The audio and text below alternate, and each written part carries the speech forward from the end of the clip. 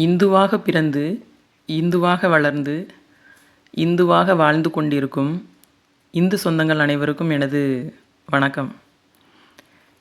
இன்றைக்கி டாபிக் என்ன அப்படின்னா ஹிந்துஸை பற்றி தான். எத்தனை பேர் நீங்கள் உண்மையாகவே ஹிந்துவாகவே வாழ்கிறீங்க? என்னடா இப்படி கேட்குறாங்களே அப்படின்னு நினைக்காதீங்க. உண்மையாகவே இந்து தர்மத்தை நீங்கள் கடைப்பிடிக்கிறீங்களா? உங்கள் குழந்தைங்களுக்கு இந்து தர்மத்தை சொல்லி கொடுக்குறீங்களா? ஏன் மற்ற மதத்தினரை போல் நம்மளுக்கு அந்த உணர்வு இல்லை? இன்றைய காலகட்டத்தில் பார்க்கும்போது மற்ற மதத்தினர் எல்லா விதத்திலும் சரியாக இருக்கிறாங்க.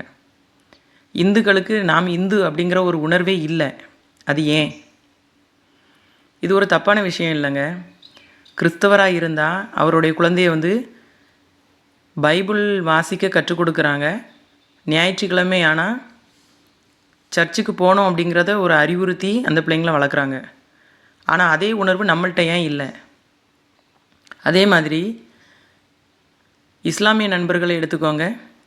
சின்ன குழந்தைகள்லையே தொழுகை செய்கிற கற்றுக் கொடுக்காங்க, மாஸ்க்குக்கு கூட்டிகிட்டு போகிறாங்க.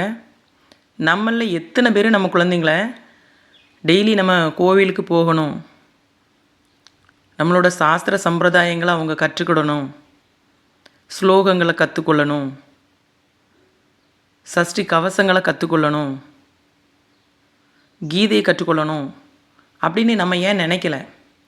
நிறைய பேர் கற்றுக் கொடுக்குறீங்க, அவங்கள நான் சொல்லலை. கற்றுக் கொடுக்காத நபர்களை நான் குறிப்பிட்டு சொல்கிறேன். ஏன் அந்த உணர்வு நம்மளுக்கு இல்லை? ஏன்னா நம்ம இந்து அப்படின்னு சொல்லிக்கிறோம் ஒழிய உண்மையான ஒரு ஹிந்துவாக நம்ம வாழவே இல்லை. நம்ம ஒரு மகத்துவமான மதத்தில் பிறந்திருக்கோங்க.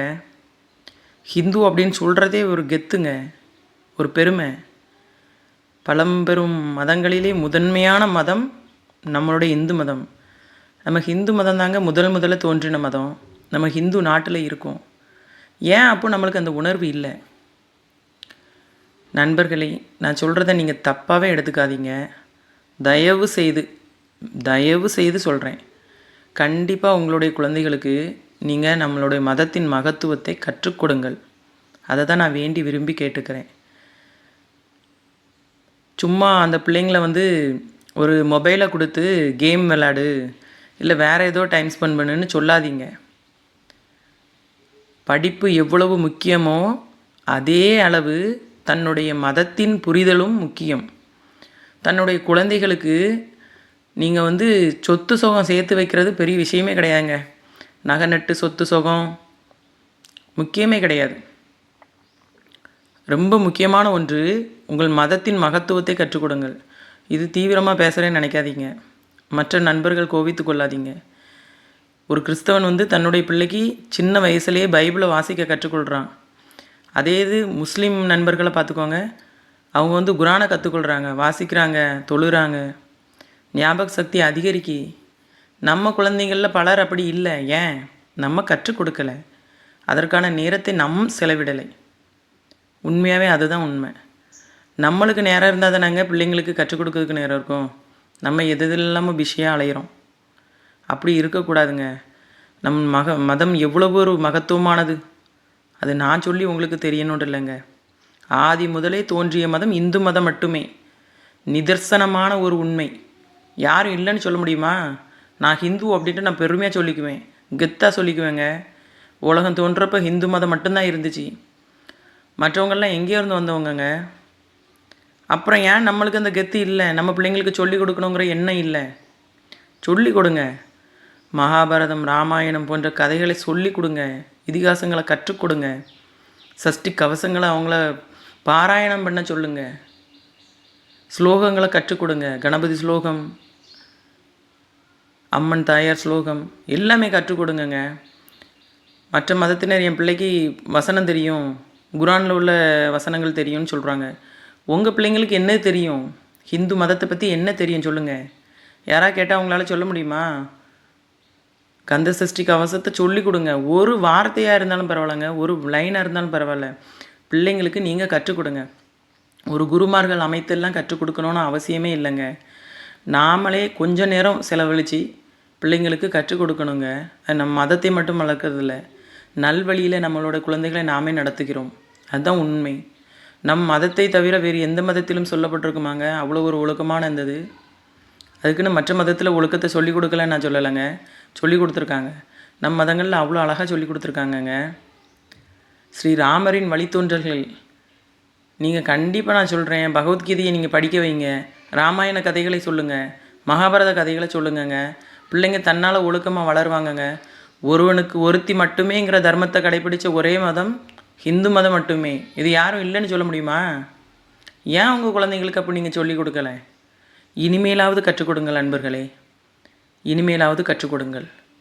நம் மதத்தின் மகத்துவத்தை நம் மக்களுக்கு நாம் சொல்லிக் கொடுக்க வேண்டும். நம் பெற்ற பிள்ளைகளை பெற்றால் மட்டும் போதாது, படிக்க வைத்தால் மட்டும் போதாது. நம் மதத்தின் மகத்துவத்தை நிச்சயமாக கற்றுக் கொடுக்க வேண்டும். அது நம் தலையாய கடமை. பிள்ளைங்களுக்கு சொல்லுங்கள், தினமும் கோவிலுக்கு போகணும், வழிபாடு முறைகளை சொல்லிக் கொடுங்க, எப்படி வழிபடணும், எப்படி வணங்கணும், எப்படி ஸ்லோகங்களை கூற வேண்டும், எல்லாம் சொல்லிக் கொடுங்க. ஏங்க மற்ற மதத்தினரெல்லாம் சிலுவை போட அவங்க தயக்கமே படலை, இஸ்லாமியர்கள் புர்கா அணிய தயக்கமே படலை. நீங்கள் மட்டும் ஏங்க காவி துண்டு போடுறதுக்கு தயக்கப்படுறீங்க? பிள்ளைங்க நெற்றியில் திருநீர் இட்டு விடுங்கங்க. ஸ்கூலுக்கு போகிறாங்களா, வெளியே போகிறாங்களா, திருநீர் பூசி விடுங்கங்க. திருநீர் பூசினதை பார்த்தாலே ஒரு மரியாதை வரும். எத்தனையோ துறையில் சாதித்தவங்க திருநீர் வைக்கலையா? ஏன் நீங்கள் ஏன் அவமானப்படுறீங்க? திருநீர் பட்டை போட்டுட்டு போகாதடா, பார்க்குறதுக்கே ஒரு மாதிரி ஏன் சொல்கிறீங்க? திருநீர் பட்டையில் உள்ள அருமை உங்களுக்கு தெரியாமல் இருக்குதா? சொல்லிக் கொடுங்க பிள்ளைங்களுக்கு. நம் மதத்தை வெளிப்படுத்துறதுக்கு யாரும் தயக்கமே படக்கூடாதுங்க. நம்மை பார்த்து தான் நம்மளோட குழந்தைகள் வளருவாங்க. முதல்ல நீங்கள் மாறுங்க. எத்தனையோ மகத்துவங்கள் சொல்லுங்கள். பெண்களை தெய்வமாக வழிபட்ட ஒரே மதம் இந்து மதம் தாங்க. சொல்லுங்கள், யாரும் இந்த மரியாதை கொடுத்துக்கிறாங்களா?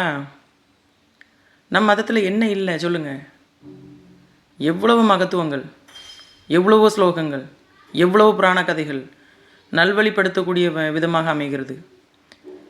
நீங்கள் உங்கள் குழந்தைகளுக்கு நம் மதத்தின் மகத்துவத்தை கற்றுக் கொடுக்க கொடுக்க உங்கள் குழந்தைகள் கருவறையில் இருக்கும் தெய்வத்திற்கு சமமாக இந்த பூமியில் தெளிவான ஒரு கடவுளுக்கு சமமானவர்களாக வளர்வார்கள்.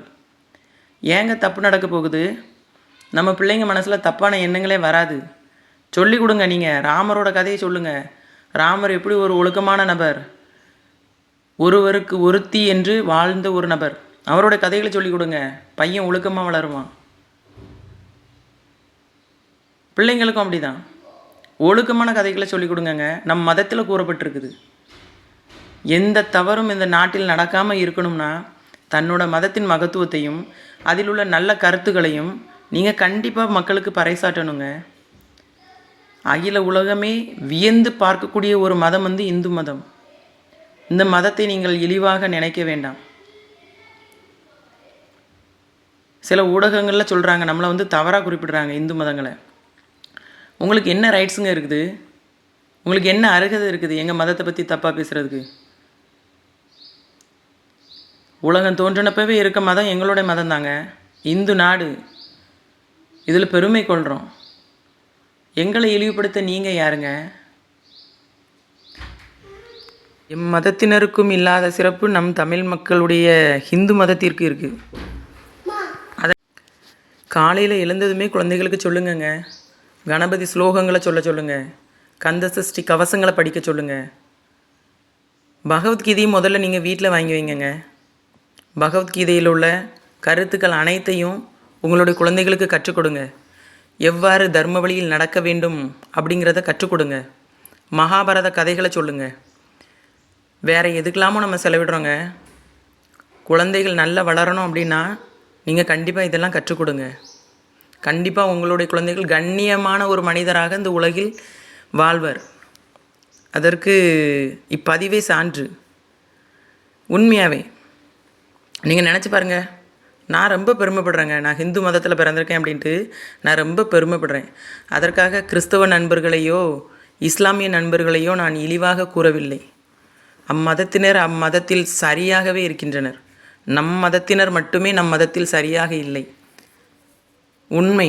நாம் சரியாக இல்லைங்கிறனால தாங்க எல்லோரும் பேசுகிறாங்க. இந்த காணொளி கண்டிப்பாக என்னோட சேனலை சப்ஸ்கிரைப் பண்ணுங்கள். உங்களோட கருத்து என்னங்கிறத கமெண்டில் கண்டிப்பாக பதிவு பண்ணுங்கள், ஷேர் பண்ணுங்கள், லைக் பண்ணுங்கள். நன்றி, வணக்கம். அடுத்த பதிவில் சந்திக்கலாம்.